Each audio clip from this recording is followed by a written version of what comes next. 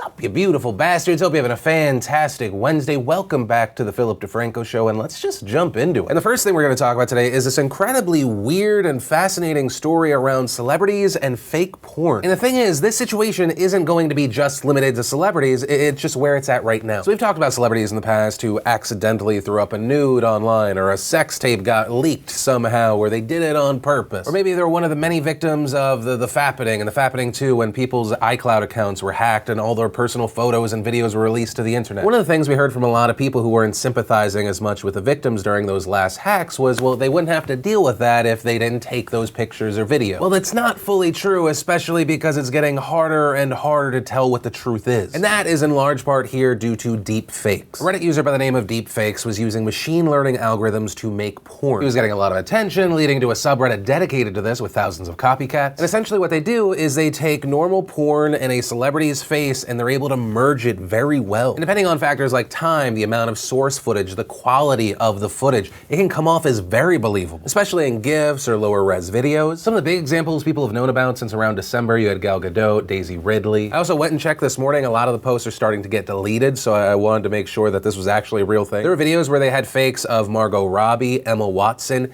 They look incredibly well done. One of the craziest ones I saw was of Cara Delevingne. Apparently it took a ton of assets. It was a 20-hour render, but I mean, the video looks real. It's insane how well done it is. If I didn't know that this was a real thing that was happening and the source footage wasn't so high quality where you could tell it was a professionally shot porn, you know, like if it was a cell phone or was shot vertically, or the way you can tell the real stuff is like there's something on the TV, it's completely unsexy. It's like the weather, or there's a smoke alarm that needs its battery change going on. And essentially the way that it works is it takes open source machine learning AI algorithms such as Google's TensorFlow, and it puts them to work by splicing these videos and footage together. You just provide all that content and the AI does the rest of the editing. Now keep in mind, the technology is not perfect. There are examples where things have gone horribly wrong. You have like inside out faces, but still when you have people that have the high quality content to be able to merge it, it looks incredibly real. And we're going to see more and more of this kind of content come out. They have a desktop app that's called FakeApp that according to the update today has been downloaded over 100,000 times. And the newest version reportedly turns this into a one-button process. And once again, this situation goes past celebrities. Hypothetically, someone could do this to their ex. I mean, just one look at the DeepFakes subreddit right now and you can see that they are even slowly moving towards social media women. Today, users had already uploaded videos and GIFs of Lauren Southern, Kitty Plays, iJustine. I mean, think about it. We live in the age of social media and selfies. You could go to anyone's Instagram, their Twitter, their wherever. You're gonna find so much content, so many high quality images of someone's face from different angles. You throw it into this program, all of a sudden you have stills, you have GIFs, you have low-res video. Also, a person posts that online, they may think the Emma Watson one's fake, but why Jessica? There's probably gonna be a lot of people that aren't gonna believe that someone went through this crazy process to fake it. I mean, fake photos, photoshopped photos are already used as a harassment tool, as revenge porn,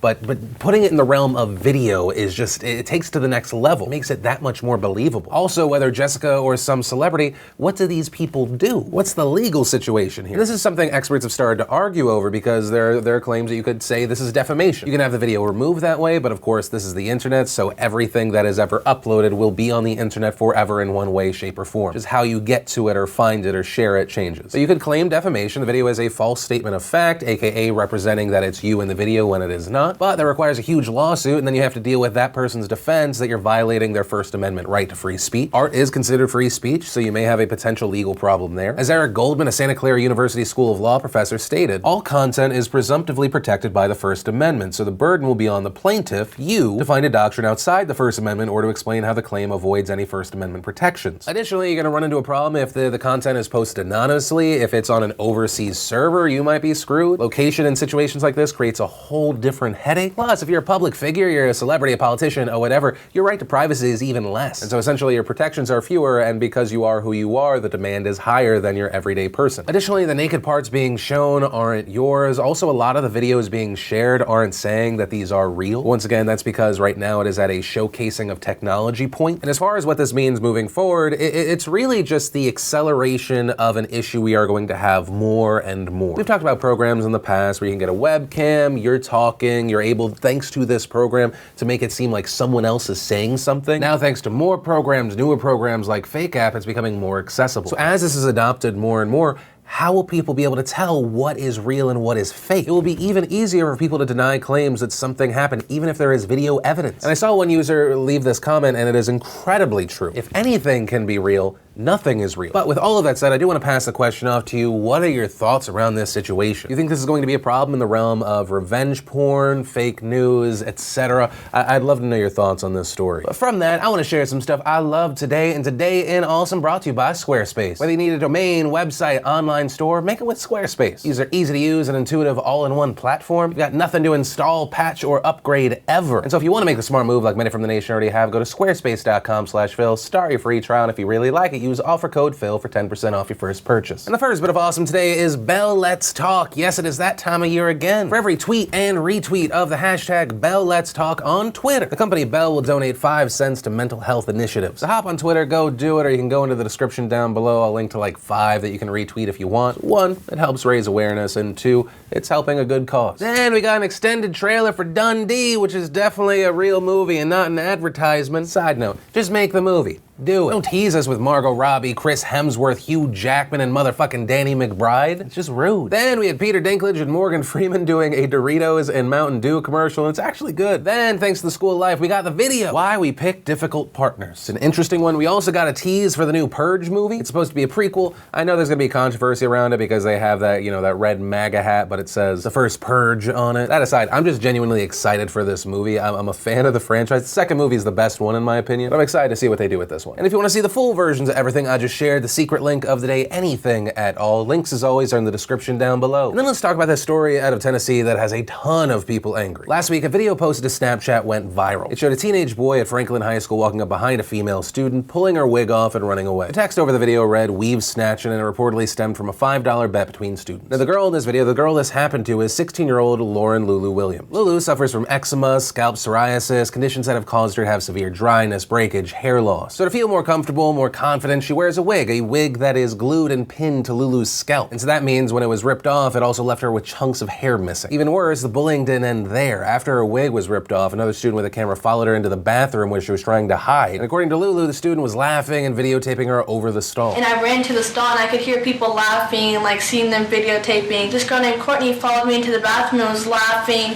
and I had to like close the door on her, and she was putting her hand over the stall videotaping me. When I'd move my hand or try to go like that, she'd push my hands out of the way and keep videotaping me and laughing. I just heard her laughing outside the stall the entire time, and I was crying. And so then, horrified by the incident, her family members took to social media to condemn the bullying. Her sister Kayla posting a tweet detailing the incident, adding, "Being a strong person, she decided she wasn't going to let them win and shaved her hair to show others that you can still be beautiful no matter what. Having seen what my sister went through and has gone through all her life for being made fun of for not having a lot of hair, I'm making this post to let girls know that you're so beautiful no matter what anyone says." After posts around this situation blew up, officials at Williamson County Schools released the following statement. The Franklin High administration and the school resource officer immediately began investigating an incident when it was reported to them Friday. This type of behavior can never be tolerated at school. In addition to school discipline, WCS prosecutes delinquent behavior to the fullest extent of the law. But according to Lulu's mother, the school's punishment wasn't enough. Their punishment today was in-school suspension, which is no worse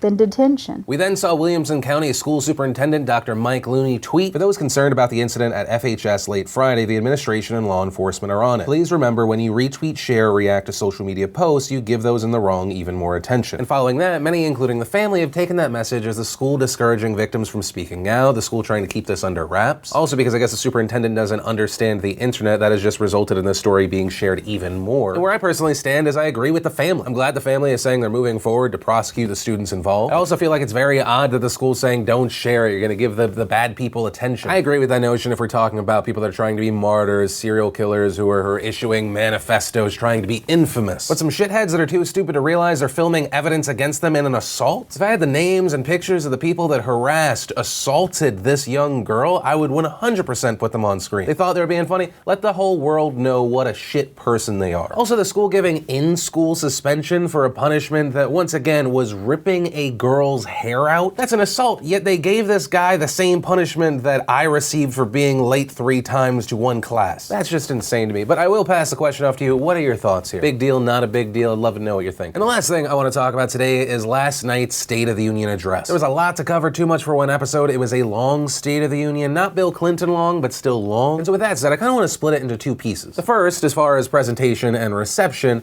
I think it was a strategically smart speech. Right, if I oversimplified what he was saying, essentially 80% of his speech boiled down to America's dope, more jobs are dope, unemployment going down, super dope, veterans are awesome, first responders are great, little kids who love our country are awesome, North Korea and ISIS and suck a bag of dicks. Right, saying stuff that if you didn't clap, you look kind of like a dick. Also, his guests that he referenced had these amazingly inspirational and heartbreaking stories. Heroes who saved lives, people who lost loved ones, that amazing story of the defector from North Korea. People and stories that just hit you right in the heart. And according to a lot of polls, a lot of people that watched the State of the Union had a very good response to it. There was a CBS poll that said 3/4 of people watching approved. The largest percentage of people watching were Republicans, but still. A CNN poll also had the majority in the positive. So there was that part. I really think there's no doubt that most Americans are a big fan of teleprompter Trump. Right, it makes us think of last year when Trump spoke to a joint session of Congress. Right, he was a calm. You even had a majority of Democrats saying, wow, that was presidential. So based on the Trump we got last night, not a surprise. Now, as far as the truth and spin behind some of his words, I think that's also a thing we need to talk about. I'm not going to be able to get to every single one, but I do want to give you some examples, and I'll link to a lot of resources down below. On new jobs, Trump said, since the election,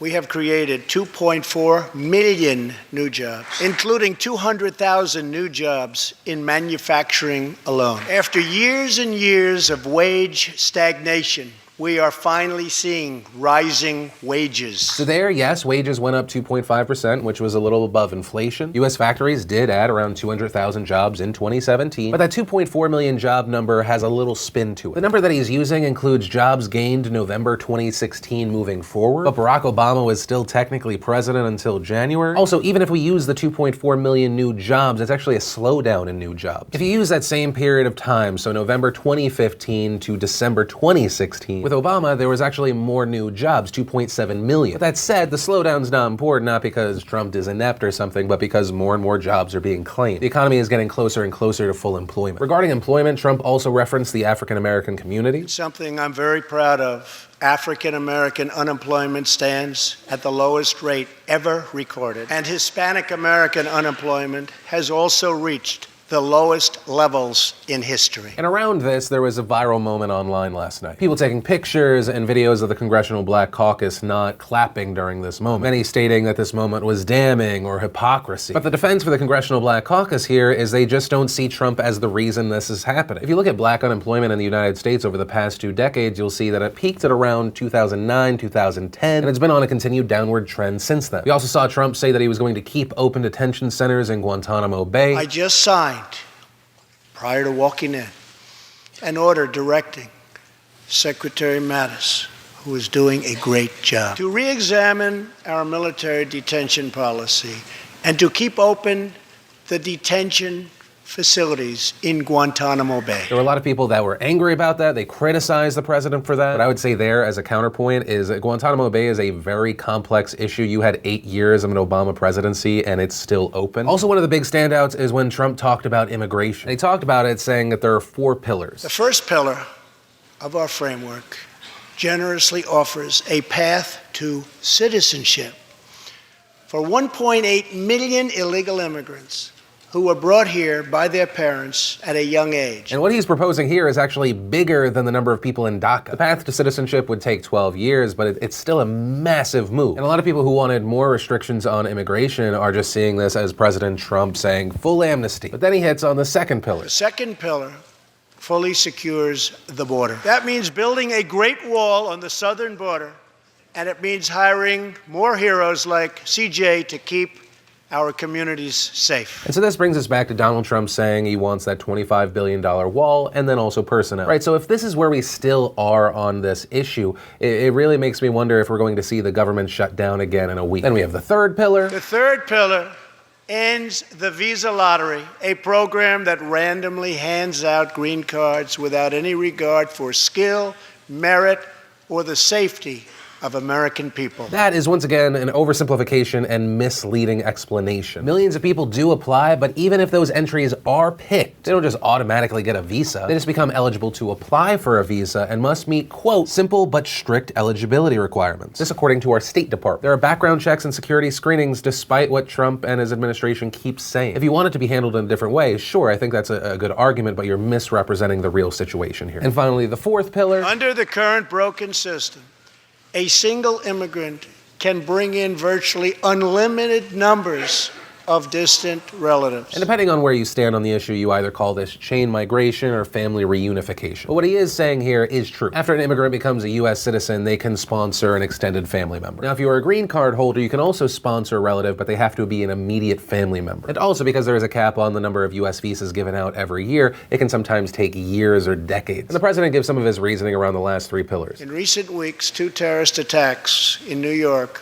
were made possible by the visa lottery and chain migration. In the age of terrorism, these programs present risks we can just no longer afford.